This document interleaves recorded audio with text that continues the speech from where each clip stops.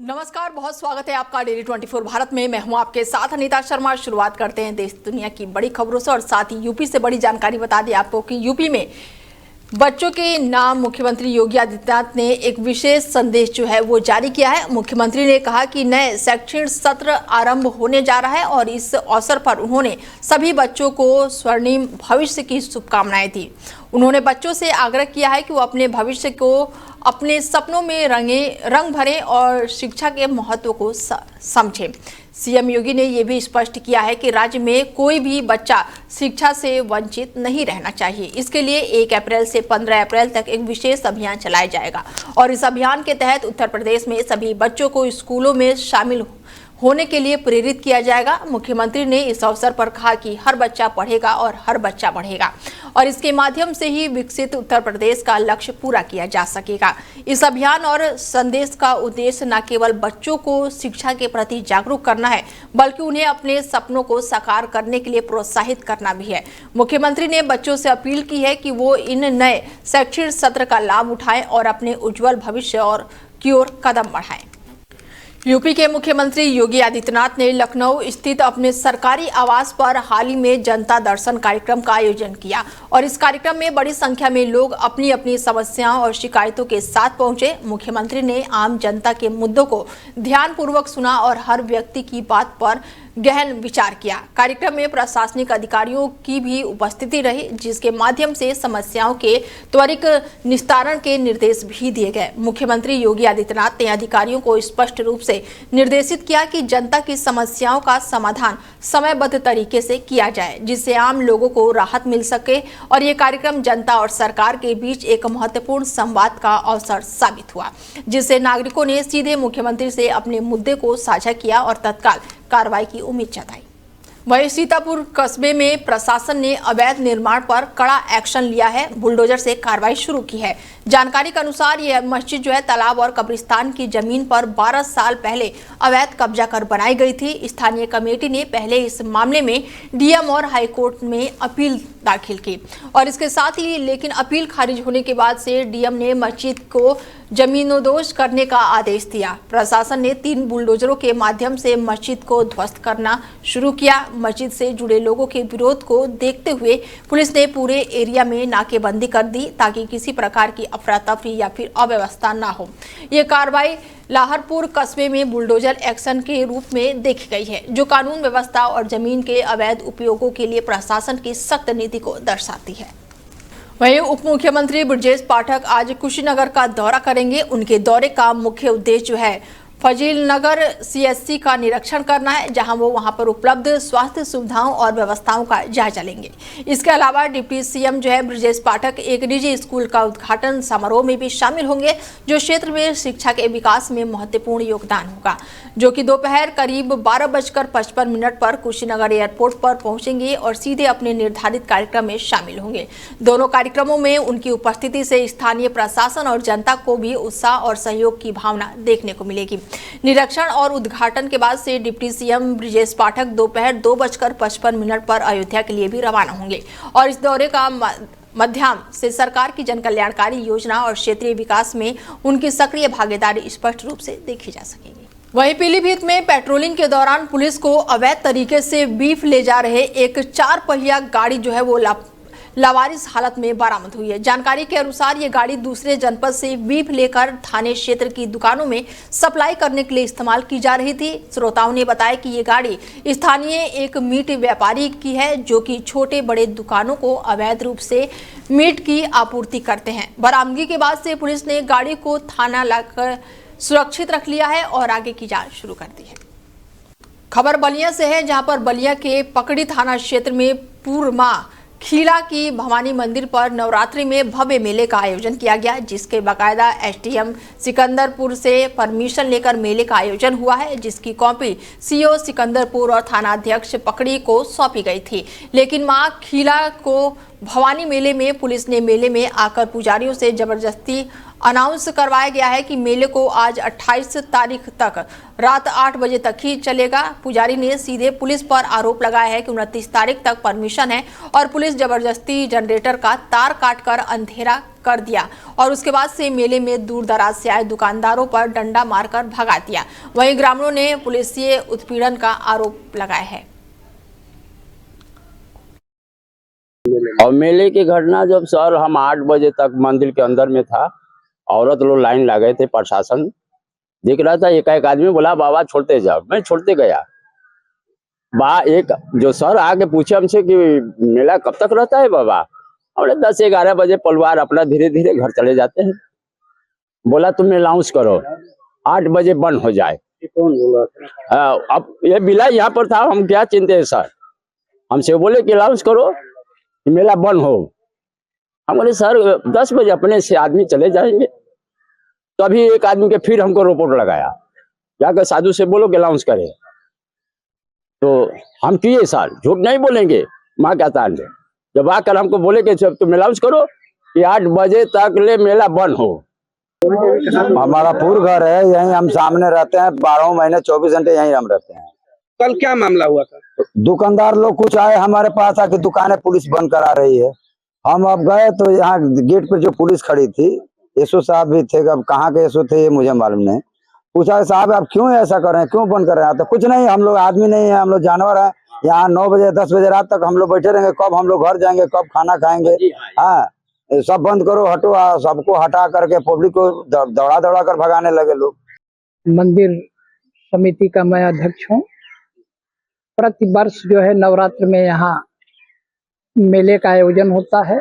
9 दिन तक दुर्गा सप्तशती का पाठ चलता है। प्रति वर्ष मेरे द्वारा जो है परमिशन जो है लिया जाता है।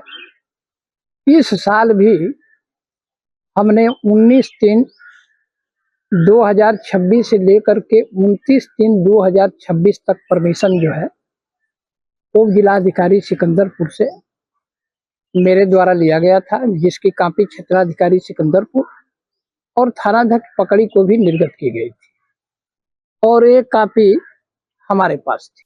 वहीं गोड्डा जिले में एक बेहद ही दर्दनाक सड़क हादसा जो है वो सामने आया है, जिसमें अज्ञात वाहन की चपेट में आने से 3 युवकों की मौके पर ही मौत हो गई है।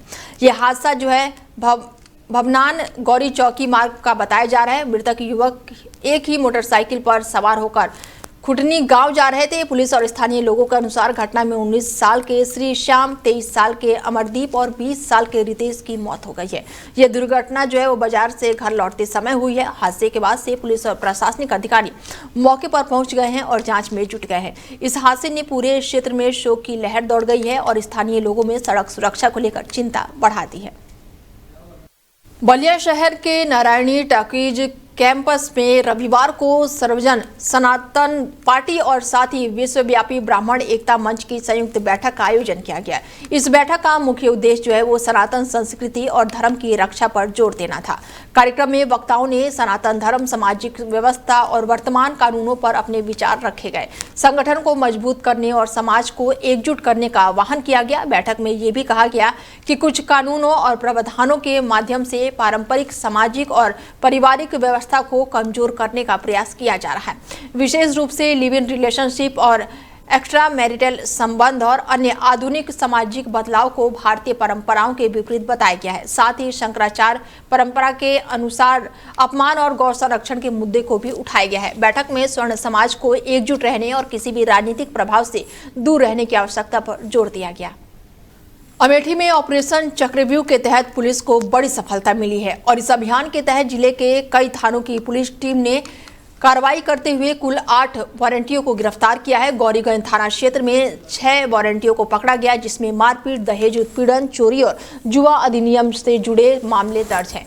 वहीं मुंशीगंज थाना क्षेत्र को पुलिस ने भी कार्रवाई करते हुए 2 वारंटियों को गिरफ्तार किया है, जिस पर विभिन्न गंभीर धाराओं में मुकदमा दर्ज है और इस अभियान से जिले में कानून व्यवस्था को सुदृढ़ करने और वारंटियों को पकड़ने का न्याय प्रक्रिया को तेज करने में पुलिस को सफलता मिली है। कार्रवाई ने यह भी संदेश दिया गया है कि अपराधियों के खिलाफ सख्त तत्काल कार्रवाई और कदम उठाए जाएंगे। अमरोहा जिले के हसनपुर नगर में एक शादी समारोह उस समय अफरा तफरी में बदल गया है जब खाने के दौरान बिरयानी में लेग पीस को लेकर मामूली विवाद जो है अचानक से ही हिंसक झड़प में बदल गया। बारातियों और स्थानीय लोगों के बीच गुस्से ने उग्र रूप धारण कर लिया और लोग एक दूसरे पर कुर्सियां उठाकर फेंकते हुए नजर आए। पूरा बैंकेट हॉल में भगदड़ मच गई और लोग किसी तरह से अपने आप को सुरक्षित स्थान पर ले गए। घटना का एक वीडियो किसी व्यक्ति द्वारा मोबाइल में रिकॉर्ड कर लिया गया जो अब सोशल मीडिया पर तेजी से वायरल हो रहा है और इलाके में चर्चा का विषय बन गया है। सूचना मिलते ही पुलिस तुरंत मौके पर पहुंची और स्थिति को नियंत्रण में किया। पुलिस ने बताया कि वायरल वीडियो और स्थानीय लोगों की मदद से आरोपियों की पहचान की जा रही है और दोषियों के खिलाफ कड़ी कार्रवाई की जाएगी। इस घटना ने दर्शाया है कि कैसे छोटे विवाद भी बिना नियंत्रण के गंभीर हिंसा का रूप ले सकते हैं और सार्वजनिक आयोजनों में सुरक्षा का ध्यान रखना कितना जरूरी है। अमेठी जिले में वाराणसी लखनऊ रेलवे ट्रैक पर स्लीपर बदलने का महत्वपूर्ण कार्य जो है वो शुरू कर दिया गया है। रेलवे विभाग ने बताया कि पुरानी और जर्जर हो चुकी स्लीपरों के कारण ट्रेनों की रफ्तार धीमी हो गई है जिससे यातायात में देरी की समस्या उत्पन्न हो रही है। सुधार कार्य के दौरान सुरक्षा को प्राथमिकता देते हुए वसीरगंज रेलवे फाटक को 7 अप्रैल तक के लिए बंद कर दिया गया है जिसके चलते आम लोगों और वाहनों के लिए परिवहन मार्ग को डाइवर्ट किया गया है ताकि यातायात सुचारू रूप से चलता रहे। रेलवे विभाग ने यात्रियों और स्थानीय लोगों से सहयोग करने की अपील की है और कहा कि स्लीपर बदलने के बाद से ट्रैक की गुणवत्ता बेहतर होगी और ट्रेनें सामान्य गति से चल सकेगी जिससे यात्रियों की सुविधा और सुरक्षा सुनिश्चित होगी।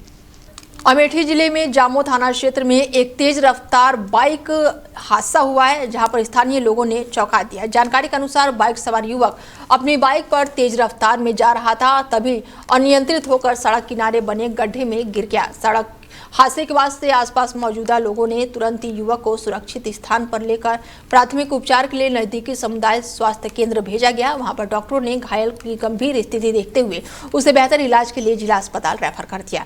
यह घटना एक बार फिर से तेज रफ्तार और सड़क पर सतर्कता न बरतने के खतरों को उजागर करती है। स्थानीय लोगों का कहना है कि अगर सड़क सुरक्षा और वाहन की निगरानी पर ध्यान दिया जाए तो इस तरह के हादसों को काफी हद तक रोका जा सकता है। पीलीभीत जिले के पूरनपुर कोतवाली क्षेत्र में मोहल्ला सरवानपुरी में एक कार में अचानक से ही आग लगने से इलाके में हड़कंप मच गया। बताया जा रहा है कि कार धुआं करके जल रही थी और इसकी लपटें काफी तेज थी जिससे आसपास के लोग भयभीत हो गए। स्थानीय पुलिस को सूचना मिली थी लेकिन मौके पर पहुंचने वाला केवल दर्शक बने रहे और आग पर नियंत्रण नहीं पाया गया। आग की वजह से मोहल्ले में लोग इधर उधर भागने लगे क्योंकि धमाके होने और बड़ी दुर्घटना की आशंका बनी हुई थी। घटना के दौरान फायर ब्रिगेड की गाड़ी घंटों तक नहीं पहुंची जिससे स्थिति और भी अधिक तनावपूर्ण हो गई। ये घटना एक बार फिर से आग लगने और तत्काल और प्रभावित प्रतिक्रिया को कमी को उजागर करता है, प्रशासनिक कार्रवाई की आवश्यकता को दर्शाती है। सीतापुर से खबर जो है वो निकलकर सामने आई है। शहर के प्रमुख चौराहों पर सौंदर्यीकरण के नाम पर चल रहे कार्यों को लेकर विवाद तेजी से बढ़ता जा रहा है। शहीद चौक पर लगभग 25 साल पुराने मंदिर को हटाने का कार्य चल रहा था जिसे लेकर स्थानीय लोग और श्रद्धालु खासा आक्रोशित नजर आए हैं। मामला तब और भी ज्यादा संवेदनशील हो गया जब प्रशासन ने अधिकारी खुद मंदिर के अंदर जाकर कार्रवाई करने पहुंचे जिससे वहां पर मौजूदा लोगों में गहरी नाराजगी और हड़कंप मच गया। श्रद्धालु और हिंदू संगठनों के पदाधिकारी विरोध करने लगे और स्थिति भावुक और तनावपूर्ण हो गई। कई लोग रोते बिलखते नजर आए लेकिन मौके पर अफरा तफरी का माहौल बन गया। प्रशासन ने दावा किया है कि ये कार्रवाई शहर के सौंदर्यीकरण और विकास कार्यों के तहत की जा रही है और मंदिर की मूर्तियों को सुरक्षित स्थान पर पुनः स्थापित किया जाएगा। बावजूद इसके लोगों के मन में ये सवाल बना हुआ है कि क्या विकास कार्यों के दौरान आस्था और धार्मिक भावनाओं का पूरा सम्मान किया जा रहा है या उसे नजरअंदाज किया जा रहा है। गलत तरीका, बिल्कुल गलत तरीकों का अख्तियार किया जा रहा है। पहले वहाँ पे फाउंडेशन कंप्लीट होना चाहिए और उसके बाद मूर्तियों पर स्थानांतरित किया जाना चाहिए। हिंदुओं की भावनाओं से खिलवाड़ किया जा रहा है। ना तहसीलदार खुद हथौड़ी लेकर जुट गए, ना तहसीलदार खुद हथौड़ी लेकर के जुटे हैं। ये कौन सा तरीका है? इनकी हैसियत है किसी दूसरे धर्म के धर्मस्थल को तोड़ने? ये केवल हिंदू सही शुरू होता है, हिंदुओं के साथ खिलवाड़, इसके अलावा कुछ नहीं करता। देखिए, आप सभी को अवगत कराना चाहेंगे कि हम सभी जानते हैं कि ये कैप्टन मनोज पांडे चौराहा है, हमारे देश के बहुत ही सम्मानित शहीद हैं, उनके नाम से चौराहा है। इस चौराहे का विकास सुंदरीकरण करने के लिए लगभग 3 करोड़ का धनराशि स्वीकृत हुई है। उसी क्रम में एक ये जो मंदिर था इसमें इसको हटाने के लिए यहाँ के सभी सम्मानित लोगों से जनप्रतिनिधियों से पहले वार्ता की गई। आम सहमति के द्वारा पूरे विधि विधान से और यहाँ के जो पूजा करते हैं पंडित जी, उनकी उपस्थिति में यहाँ से मूर्ति विस्थापित करके दूसरे मंदिर में उसी विधि विधान से सम्मान पूर्वक स्थापित की जा रही है। और ये जो हमारा चौराहा है, हमारा ये पूरा जंक्शन है, इसके विकास के लिए और पूरे शहर के सुंदरीकरण में किया गया एक सार्थक प्रयास होगा। सीतापुर में दुर्गा मूर्ति विसर्जन यात्रा के दौरान एक कैमरामैन के साथ मारपीट का मामला सामने आया है, जिससे इलाके में तनावपूर्ण माहौल पैदा हो गया। बता दें कि यात्रा के दौरान वीडियोग्राफी कर रहे कैमरामैन पर समुदाय के एक युवक ने अचानक से ही हमला कर दिया और उसे पीट दिया। घटना की जानकारी मिलते ही स्थानीय हिंदू संगठनों ने तुरंत ही सक्रियता दिखाई और थाने पहुंचकर आरोपी के खिलाफ सख्त कार्रवाई की मांग की। पुलिस ने तेजी दिखाते हुए आरोपी युवक को तुरंत ही गिरफ्तार कर लिया, लेकिन इसके बावजूद भीड़ को संतोष नहीं हुआ और बड़ी संख्या में लोग थाने के बाहर जमा होकर नारेबाजी करने लगे। स्थिति को नियंत्रित करने के लिए पुलिस अधिकारियों ने मौके पर पहुंचकर कानून का पालन करने की चेतावनी दी और ये स्पष्ट किया कि किसी भी स्थिति में कानून हाथ में नहीं लिया जाएगा। और इसी बीच मामले में संबंधित संगठनों द्वारा भी मुकदमा दर्ज कराया गया है और पुलिस पूरी तरह से घटनास्थल की निगरानी कर रही है। घटना ने स्थानीय प्रशासन और पुलिस के लिए चुनौती पैदा कर दी है, क्योंकि दुर्गा विसर्जन यात्रा के दौरान सुरक्षा और समुदाय शांति बनाए रखना अब प्राथमिक जिम्मेदारी बन गई है। देखिए, हम लोगों ने नवरात्रि के पावन पर्व पर जी माँ की मूर्ति की स्थापना की थी। ये कार्यक्रम 9 दिनों तक अबाध्य रूप से चला जी, और आज मूर्ति का विसर्जन था जी। तो हम लोग अपनी शोभा यात्रा जो हम लोगों का रूट तय था उस पे लेके हम लोग आराम से जा रहे थे। पूरी बाजार होकर निकल गए, चौराहे पर पहुंचे, पूरी परमिशन थी और हमारी समिति का रजिस्ट्रेशन भी है और हमारी माता की जो स्थापना हुई मूर्ति की, उसमें हमारे आदरणीय थानाध्यक्ष महोदय जी भी उपस्थित रहे और उन्होंने पूजन अर्चन भी किया जी। और आज भी पूरा पहले से रूट तय था। ये सरकारी अस्पताल के थोड़ा आगे जो है शकील सरिया सीमेंट मोरंग की दुकान की हुई है जी, उनके वहाँ पर पुत्र मौजूद थे जी। तो ये जो हमारे कपिल भाई हैं, ये पूरे कार्यक्रम का शूट कर रहे थे जी। एक कैमरामैन है, तो ये अपने कार्यक्रम का पूरा शूट कर रहे थे। तो इन्होंने चौराहे पे शूट किया। उसके बाद इन्होंने सोचा कि हम लोग की यात्रा जब आगे बढ़ी तो इन्होंने कहा थोड़ा आगे बढ़ के ड्रोन से शूट करते हैं जी। वहाँ पर जब ये लोग पहुँचे, पहले तो ये केवल 3 ही लोग थे, तो जब ये पहुँचे तो उस शकील के लड़के ने इनको गाली वगैरह दी। तो इन्होंने बस यही कहा, भैया गाली क्यों दे रहे हो, मैं अपना काम कर रहा हूँ। इतने में उसने इनका गलेबान पकड़ लिया, इनको मारा पीटा, इनके बर्ड्स तोड़ दिए, चश्मा तोड़ दिया और इनका ड्रोन कैमरा तोड़ दिया। मतलब काफी नुकसान किया और फिर जान से मारने की धमकी देते हुए दुकान के अंदर घुस गया और सरिया निकाल लिया। हुआ ये था कि हमारी यहाँ तंबोर में बुकिंग थी, जागरण हो रही जी। तो जागरण में मेरी बुकिंग थी, तो बड़ी मस्जिद के पास से थोड़ा विवाद उठा है जी। एक मुस्लिम लड़का मुझसे गंदी गंदी गालियाँ देते हुए निकल गया जी। मैंने उसका पीछा किया तो उसने मेरी गाड़ी को रोका और मारा पीटा भी और गलत तरीके से व्यवहार भी किया और मोबाइल भी तोड़ दिया। मेरे आवश्यक चीज़ें जैसे कि बड्स, चश्मा और कैमरे में भी थोड़ा स्क्रैच वगैरह आए हैं दी है। लेकिन हम 100% सहमत नहीं हैं प्रशासन से यही कहेंगे कि हमारी जो भी मांगे हो पूरी करें। देखिए, हम लोगों ने कौशाम्बी जनपद में खनन विभाग के अधिकारियों पर हमला करने का एक गंभीर मामला सामने आया है। जानकारी के अनुसार पिपरी थाना क्षेत्र में पेट्रोल पंप के पास देर रात लगभग 11 बजे खनन निरीक्षक पर गाड़ी द्वारा जानलेवा हमला किया गया। इसके साथ ही हमले में खनन निरीक्षक और उनके ड्राइवर गंभीर रूप से घायल हो गए। ये घटना उन दावों को उजागर करती है जिसके माध्यम से अवैध खनन और अवैध भंडारण से जुड़े माफिया प्रशासन को गुमराह करते हैं। पिपरी और सरया अकील थाना क्षेत्र में अवैध खनन और भंडारे का एक व्यापक नेटवर्क सक्रिय है, जो कि संगठित और प्रभावशाली माना जा रहा है। मामले में खनन निरीक्षण की तहरीर के आधार पर पुलिस ने 5 नामजदों और दर्जनों अज्ञात आरोपियों के खिलाफ मुकदमा दर्ज किया है और उनकी तलाश में जुटी हुई है। खबरों की माने तो बिना पट्टा और बिना लाइसेंस के अवैध बालू खनन और भंडारण करने वाला गिरोह लगातार सक्रिय है, जिसकी जड़ें व्यापक और संगठित हैं। इस पूरे मामले ने अब बड़ा सवाल खड़ा कर दिया है कि जब अवैध खनन से जुड़े नेटवर्क इतने प्रभावशाली और संगठित है तो उन पर प्रभावित कार्रवाई कौन और कैसे करेगा। घटना के बाद से खनन माफियों के बढ़ते प्रभाव को लेकर प्रशासन पर सख्त कदम उठाने का दबाव लगातार बढ़ता जा रहा है। पुलिस अब सीसीटीवी फुटेज, वीडियो रिकॉर्डिंग और मोबाइल लोकेशन के आधार पर जांच में जुटी हुई है और जल्द ही गिरफ्तारी की संभावना जताई जा रही है।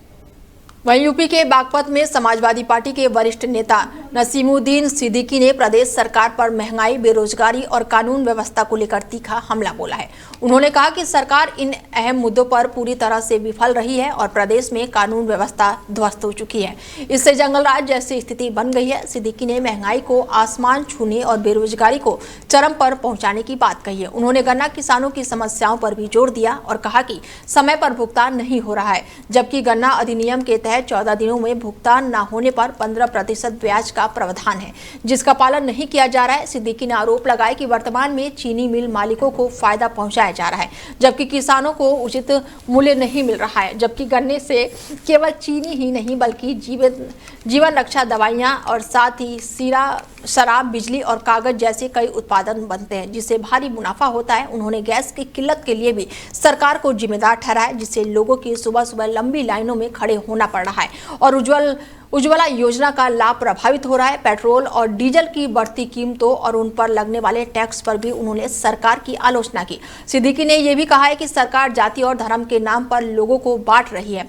उन्होंने पुलिस से अपील की है कि वो ईमानदारी से काम करें और किसी राजनीतिक दबाव की कठपुतली ना बने। अंत में उन्होंने ये दावा किया है कि साल 2027 में होने वाले विधानसभा चुनाव में प्रदेश में बदलाव निश्चित रूप से देखने को मिलेगा। उन्होंने सपा सुप्रीमो अखिलेश यादव के पीडीए संदेश का जिक्र करते हुए कहा कि इसका उद्देश्य समाज में सभी वर्गों, जिसमें ब्राह्मण और क्षेत्रीय भी शामिल हो, वो सब एकजुट करना है।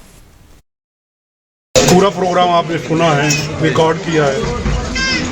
ये एक समानता का संदेश देने के लिए जो हमारी पार्टी के राष्ट्रीय अध्यक्ष माननीय अखिलेश यादव जी ने एक पीडीए